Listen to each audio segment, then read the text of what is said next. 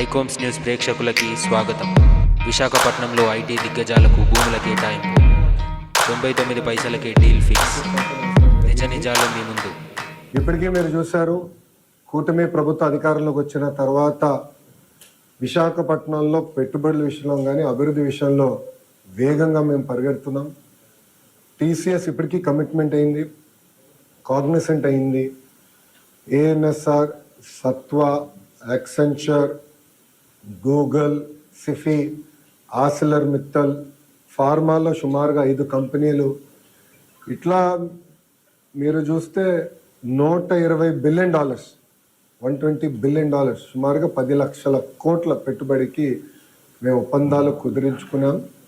దాంట్లో 50% greater Visakha economic రీజియన్కి వస్తుంది. అది ప్రజాప్రభుత్వానికి అభివృద్ధిలో ఉన్న చిత్తశుద్ధి. అన్ని ప్రాంతాలని సమగ్ర అభివృద్ధి చేసి ముందలు తీసుకెళ్ళ లక్ష్యంతో మేము పనిచేస్తున్నాం. మీరు పార్ట్నర్షిప్ సమ్మిట్ కూడా November 14th, 15th ఇక్కడ విశాఖపట్నంలోనే ఏర్పాటు చేస్తున్నాం. దానికి కావాల్సిన ఏర్పాట్లన్నీ కూడా మేము చేసుకుంటున్నాం. రోడ్లు కానివ్వండి, అన్నీ కూడా మోడర్నైజేషన్ కానివ్వండి, బ్యూటిఫికేషన్ కూడా మేము చేస్తాం జరుగుతుంది. ఇంకా రాబోయే రోజుల్లో కూడా మీరు చూస్తే పెద్ద ఎత్తున అనౌన్స్మెంట్స్ అనేది విశాఖపట్నానికి, ఆంధ్ర రాష్ట్రానికి తప్పనిసరిగా వస్తాయి. అంటే ఎలాంటి సందేహం లేదు. ఎకనామిక్ రీజన్ని బలోపేతం చేయాలి. ఆంధ్ర రాష్ట్రం $2.4 ట్రిలియన్ ఎకానమీ అవ్వాలంటే దాంట్లో విశాఖపట్నం అంటే గ్రేటర్ విశాఖపట్నం ఎకనామిక్ రీజియన్ కనీసం $1 ట్రిలియన్ ఎకానమీ అవ్వాల లక్ష్యంతో ప్రజాప్రభుత్వం పనిచేస్తుంది. మేము విశాఖపట్నానికి వచ్చేసి ఏదో ప్యాలెస్లు కట్టాలన్నో దానికి రాలేదు. ప్రజలకి ఉద్యోగాలు, ఉపాధి కల్పించే పెట్టుబడులు తీసుకురావాలి, అవి గ్రౌండ్ చేయాలి, అవి ఎగ్జిక్యూట్ చేయాలి, అవి బిల్డ్ చేయాలి. తద్వారా మన పిల్లలకి ఉద్యోగాలు వస్తున్న లక్ష్యంతో మేము పనిచేస్తున్నాం. టీసీఎస్ ఇప్పటికీ వాళ్ళ ఇంటీరియర్స్ అన్ని కూడా ఫిట్ అవుట్ అయిపోయింది. నవంబర్ మాసంలో ఓపెనింగ్ పెట్టుకుంటున్నాం. ల్యాండ్ కూడా ఆల్రెడీ కేటాయించాం, దానికి శంకుస్థాపన వేస్తాం. నవంబర్లో కాగ్నిసెంట్ CEO గారు కూడా వస్తున్నారు, వాళ్ళ కొత్త ప్రాజెక్ట్కి శంకుస్థాపన వేస్తున్నాం. డిసెంబర్లో వాళ్ళ సెంటర్ కూడా, డెవలప్మెంట్ సెంటర్ కూడా ఇక్కడ ప్రారంభించబోతున్నారు. గూగుల్ ఇప్పటికీ మీకు తెలుసు, ఈ నెల మేము రేపు రాత్రి ఢిల్లీకి వెళ్ళి ఎల్లుండి గూగుల్ కూడా వాళ్ళ లీడర్షిప్ కూడా వస్తున్నారు, కలిసి పెద్ద ఎత్తున అనౌన్స్మెంట్ చేస్తున్నాం. భారతదేశంలోనే అతిపెద్ద స్టీల్ ప్లాంట్ ఎక్కడికి వస్తుంది? Visakhapatnam, greater Visakhapatnam. India single largest FDI investment ever ఎక్కడికి వస్తుంది? విశాఖపట్నం. అది మాకు ఈ ప్రాంతం పట్ల ఉన్న చిత్తశుద్ధి. అభివృద్ధి చేస్తాం. నా పైన అనేక ఆరోపణలు గతంలో వేశారు. 99 పైసలకి టాటా TCSకి కాగ్నిసెంట్కి ఇస్తున్నా, ఇది కరెక్ట్ కాదని వాళ్ళు ఆనాడు నా పైన ఆరోపణలు చేశారు. పులివెందల ఎమ్మెల్యే గారు కూడా స్వయంగా అది చెప్పారు. ఈరోజు నేను వాళ్ళని ప్రశ్నిస్తున్నాను. చేయాలా చేయకూడదా అని వాళ్ళని ప్రశ్నిస్తున్నాను. TCSకి 99 పైసల్లో భూమి ఇస్తాం తప్ప అని వాళ్ళని ప్రశ్నిస్తున్నాం. కాగ్నిసెంట్కి 99 పైసల్లో ఒక పాలసీ ద్వారా, లిఫ్ట్ పాలసీ ద్వారా అందిస్తాం తప్ప అని వాళ్ళని సూటిగా ప్రశ్నిస్తున్నా. ఇక్కడనే కోడిగుడ్డు మంత్రి ఉన్నాడు, ఆయన కూడా మాజీ మంత్రి ఉన్నాడు, కోడిగుడ్డు మాజీ మంత్రి, ఆయన కూడా అడగండి.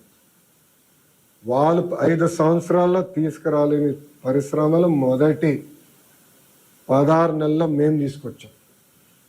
అది మాకున్న చిత్తశుద్ధి. తీసుకొస్తామే కాదు, ఆ ప్రతి సంస్థ మేము గ్రౌండ్ చేస్తాం. తద్వారా యువతకి పెద్ద ఎత్తున ఉద్యోగాలు, ఉపాధి కల్పించే లక్ష్యంతో ప్రజాప్రభుత్వం పనిచేస్తుంది. ఇంతేకాకుండా ఈరోజు నేను ప్రత్యేకంగా ఈ 4 జిల్లాల కలెక్టర్ల గారిని కూడా రమ్మని కోరాను. వచ్చాము, సుమారుగా 40 నిమిషాలు మేము మీటింగ్ పెట్టుకున్నాం. అక్కడే గ్రేటర్ ఎకనామిక్ రీజియన్ తయారు చేయాలన్నప్పుడు కావాల్సిన ఇన్ఫ్రాస్ట్రక్చర్ ఏంటి, రోడ్స్ ఏంటి, ప్రభుత్వ భూములు ఎక్కడున్నాయి, అవన్నీ ఎట్లా అన్లాక్ చేయాలి, ఇది మొత్తం ఒక ఇంటిగ్రేటెడ్ అప్రోచ్ కింద చేయాలని లక్ష్యంతో వాళ్ళందరినీ పిలిచాను, వాళ్ళకి బ్రీఫింగ్ ఇచ్చాం. మొన్న గూగుల్ది క్యాబినెట్లో క్లియర్ చేసేటప్పుడు గౌరవ ముఖ్యమంత్రి గారు చాలా స్పష్టంగా, ఇప్పటి నుంచే మీరు ప్లాన్ చేయండి గ్రేటర్ ఎకనామిక్ రీజియన్, మళ్ళీ తర్వాత ట్రాఫిక్ జామ్లు వచ్చిందాక రోడ్లు వేస్తాం కాదు, ముందలే ప్రిపేర్ అవ్వండి. ఎందుకంటే రాబోయే 5 సంవత్సరాలు 5 లక్షల మంది ఒక IT రంగంలోనే ఉద్యోగాలు కల్పించాల లక్ష్యంతో మేము పనిచేస్తాం. 5 lakhs. నేను ఈరోజు స్పీచ్లో కూడా చెప్పాను, ఈరోజు విశాఖపట్నం చూస్తే 94 హైదరాబాద్ నాకు గుర్తొస్తుంది. హైదరాబాద్కి 30 సంవత్సరాలు పట్టింది ఈరోజు ఈ స్థాయికి వచ్చేదానికి. 10 సంవత్సరాల్లో మేము అదే విశాఖపట్నంలో చేసి చూపిస్తాం. అంత పెట్టుబడులు వస్తాయి, ఉద్యోగాలు కల్పిస్తాం, డైరెక్ట్ ఇండైరెక్ట్. కానీ ఇది చేయాలంటే ఒక కాంప్రహెన్సివ్ విజన్ అనేది అవసరం, కాంప్రహెన్సివ్ ప్లానింగ్ అనేది అవసరం, ఇంటిగ్రేటెడ్ అప్రోచ్ అనేది చాలా చాలా అవసరం. ఆ దిశగా మేము పనిచేస్తున్నాం. ప్రజలందరికీ, ఉత్తరాంధ్ర ప్రజలందరికీ ఒకటే చెప్తున్నాం, ఒకే రాష్ట్రం, ఒకే రాజధాని, కానీ అభివృద్ధి వికేంద్రీకరణ నినాదంతో ఆనాడు మేము మీ ముందరికి వచ్చాం. 94% సీట్లతో మీరు గెలిపించి, ఆశీర్వదించి, దీవించి మమ్మల్ని మీరు గెలిపించారు.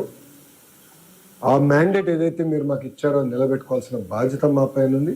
అభివృద్ధి, సంక్షేమ రెండు జోడెద్దుల బండిలాగా ముందలు తీసుకెళ్ళి అన్ని ప్రాంతాలు సమగ్ర అభివృద్ధి చేసి పెద్ద ఎత్తున మన పిల్లలకి ఉద్యోగాలు, ఉపాధి కల్పించే లక్ష్యంతో మేము పనిచేస్తామని ప్రజలందరూ కూడా తెలుపుకుంటూ, ఇంకా మీడియా మిత్రులు ఏమనుకోకపోతే నేను బయలుదేరుతాను, ఎందుకంటే లేట్ అవుతుంది.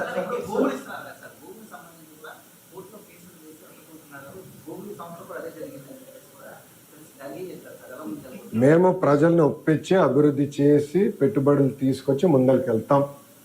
వైకాపా పార్టీ చేసే 2 నంబర్ పనులన్నీ ప్రజల ముందర ఎక్స్పోజ్ చేస్తాం. ఏం మొదలుపెట్టాను, లిక్కర్ విషయంలో కూడా చాలా ఉందని వెనకాల హోంవర్క్ జరుగుతుంది. ప్రజల కోర్టులో వాళ్ళని దోషిగా నిలబెడతాం వాళ్ళు చేసిన పనులు. శ్రీకాకుళం టు అనకాపల్లి, శ్రీకాకుళం టు అనకాపల్లి ఈ బెల్ట్, అరకు, పడేరు ఆ బెల్ట్ మొత్తం ఇంటిగ్రేషన్. ఎస్,